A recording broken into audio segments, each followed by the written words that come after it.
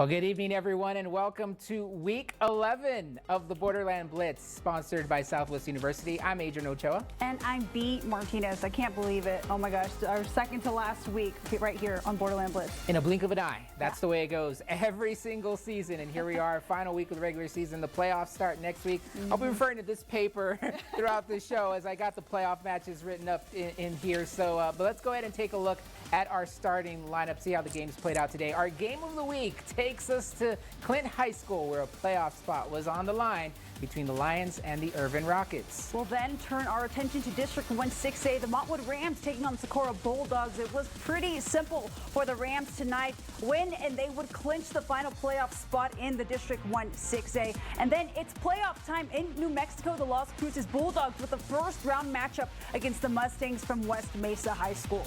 So here we go, the final week of the regular season. Playoff spots on the line. Now in District 1 4A, the top three spots are spoken for. Austin, the district champs, followed by Riverside and Ysleta. But four teams get in, and that fourth playoff spot was up for grabs. Irvin making the trip to take on the Clint Lions. Now if Irvin took care of business and got the dub, they would get that last playoff spot. Easy as that. But Clint not only had to win, but they had to stack up some points against the Rockets if they wanted that spot. So let's go and show you how this one played out over at Clint High School. The Lions with the home field advantage. This is Clint's Brandon Quesada with the pass to Jose Arvizu. Just like that, the Lions on top 7-0. But here come the Rockets. Dallas Medina with the pass to Jamal Rocha, and run Jamal, run up the middle, and yeah, Jamal Rocha, welcome to End Zone City. Game tied at 7. Then it's more Rockets, as you'll see. Quarterback here, Medina with the pass to Michael Salazar, makes the nice grab in the end zone. They wouldn't make the extra point, so it's 13-7 Irvin. But we're not going to hold those Lions down. Here they come.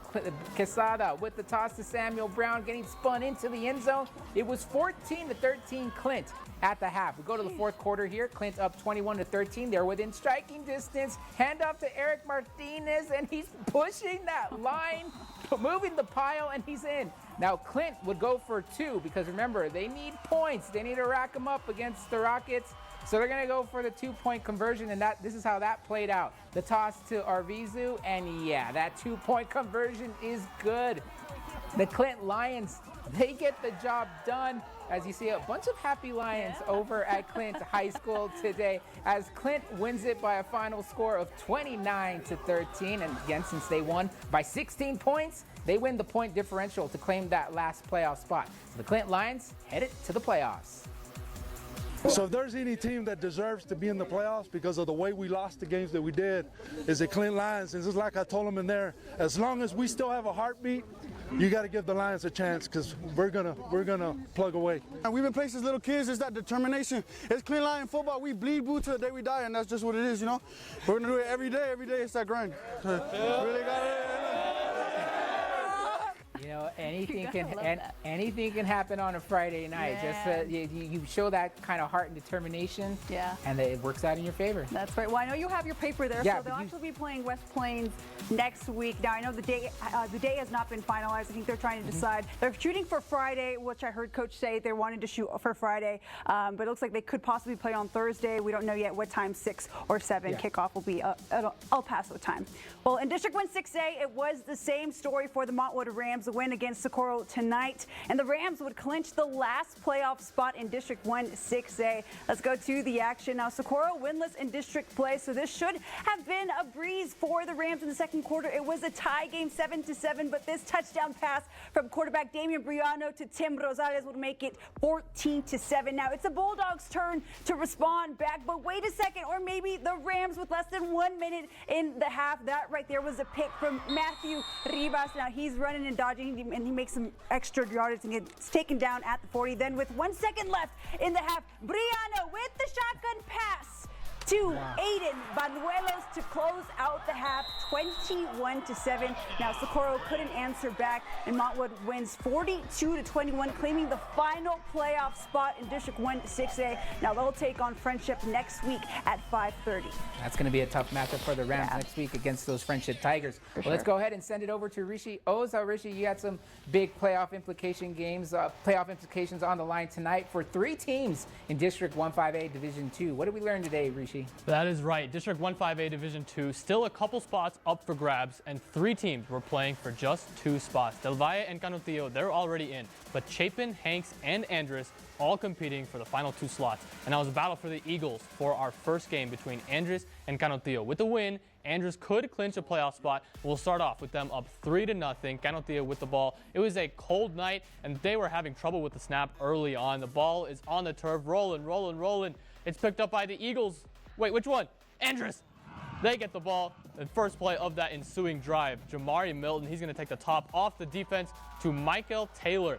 Touchdown, Andrés, and they jump on top 10-0 just 5 minutes in. And Canutillo has to answer, and they do. Quarterback Cesar Huerta, he's going to drop a dime back corner of the end zone to Lalo Carrillo. 7-10. Andrés still on top, and the defense really locked up in this game until late in the second quarter. Canutillo near the goal line. 2nd and 1. Rene Huerta this time with the direct snap for the touchdown. That gave Canutillo a 14-10 lead. Then with just over 1 minute to go, Lalo Carrillo is going to do it again. Huerta, the bomb, he gets smacked. With the moss. He mosses an Andrés defender, and that's going to set up another Cesar Huerta touchdown. That would make it 21-10 at the half for Canutillo, and they would stay in front. They scored 31 unanswered for the 31-10 win. They'll take on Lubbock Cooper next week on Thursday at 6 p.m. Second game in District 1-5A Division 2, the Hanks Knights taking on the Chapin Huskies. This game real simple for Chapin. Win, and you're in the playoffs. If you lose, it can get dicey with all those point differentials. Hanks coming into today, they're just outside the playoffs in 5th place, so they also need a win to give themselves a chance at a playoff spot. So first drive, Knights with the ball. George Morales, he's going to go over the middle of the field, picked off.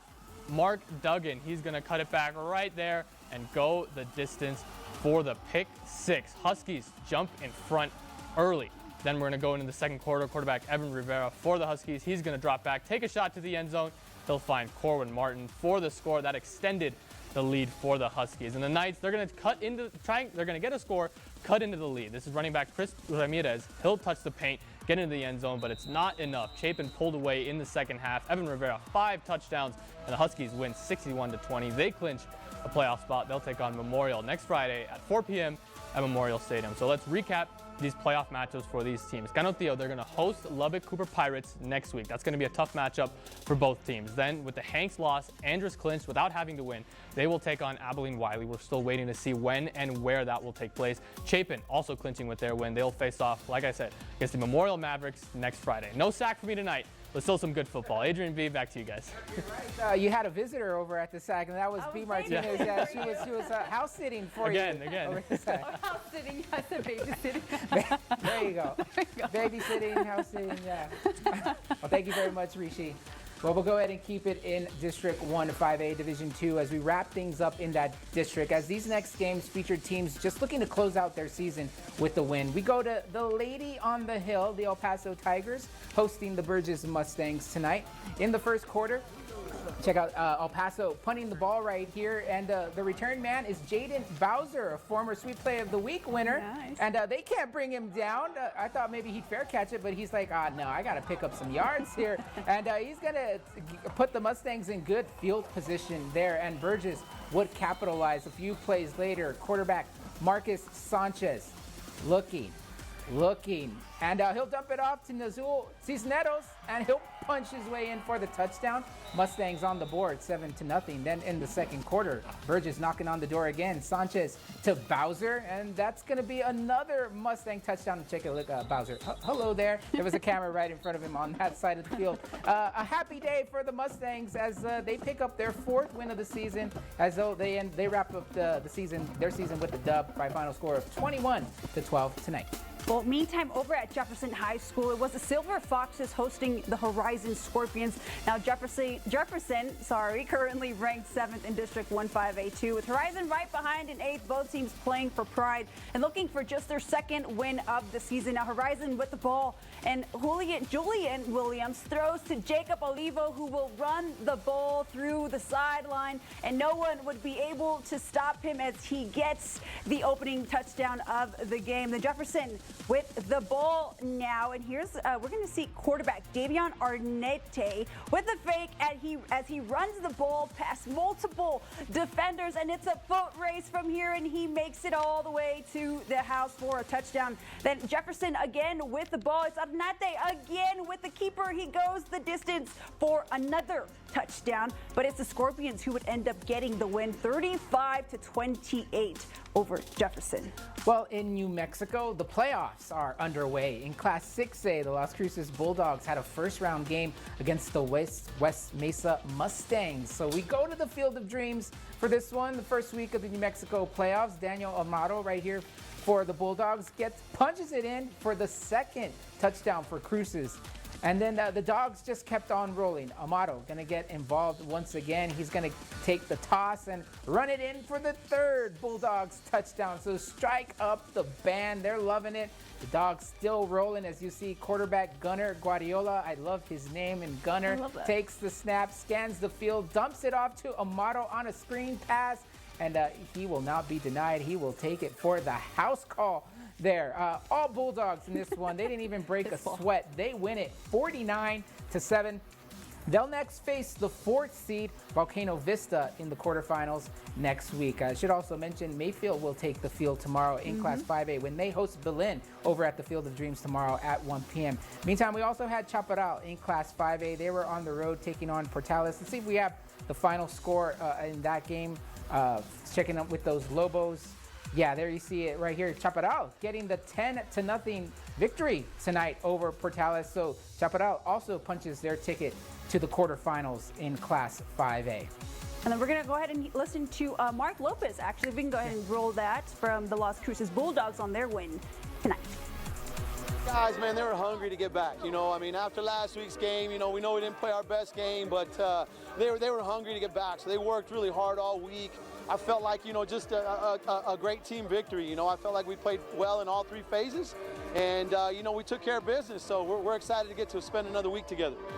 All right, well, big congrats to the Bulldogs. What a big win. Well, we want to remind you that you can watch Borderland Blitz on the KVIA ABC 7 TTV app. It's available on Roku, Fire TV, and Apple TV. You can rewatch the Borderland Blitz if you want to relive the action, or if you just missed it 1 week, you can go ahead and replay it.